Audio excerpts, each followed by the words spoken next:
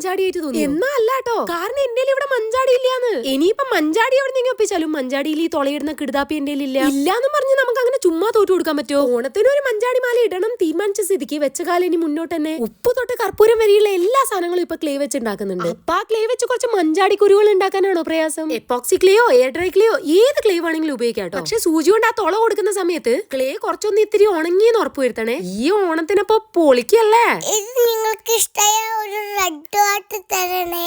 ഇനി ഇന്നത്തെ ഡേയിലേക്ക് പോവാൻ വായോ. ഇന്ന് എന്റെ ബെസ്റ്റ് ഫ്രണ്ടിന്റെ ഉണ്ണിയുടെ ഫസ്റ്റ് ഇയർ ബർത്ത്ഡേ ആണ്. അതിനിടാനുള്ള ഡ്രസ്സാണ് ഞാൻ രാവിലെ കുത്തിയിരുന്ന് ഓർഡർ ചെയ്തത്. എന്റെ ഇവളുടെ ഫ്രണ്ട്ഷിപ്പ് തുടങ്ങിയിട്ട് ഇപ്പൊ 8 വർഷം കഴിഞ്ഞു. ചുരുക്കി പറഞ്ഞാൽ നമ്മൾ കിളവികളാവുകയാണ്. ആദ്യം കുറച്ചൊക്കെ ആക്റ്റീവായി ആടി കളിച്ചെങ്കിലും ബർത്ത്ഡേ കേക്ക് മുറിച്ചതും പിറന്നാളുകാരി ഫ്ലാറ്റ് ആയി. അപ്പൊ പിന്നെ സ്റ്റേജ് നമ്മുടെ അച്ചു സാർ കയ്യേറി.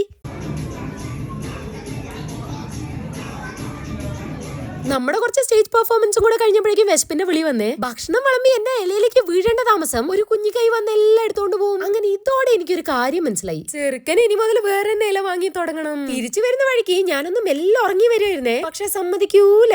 അമ്മ ആരി കൊട്ടലും വിളിയായിരുന്നു. അപ്പൊ നമ്മൾ ഇനി നമ്മുടെ റിട്ടേൺ ഗിഫ്റ്റ് ഒക്കെ ഒന്ന് തുറന്നു നോക്കട്ടെ. അടുത്ത വീഡിയോയിൽ കാണാം. ബൈ.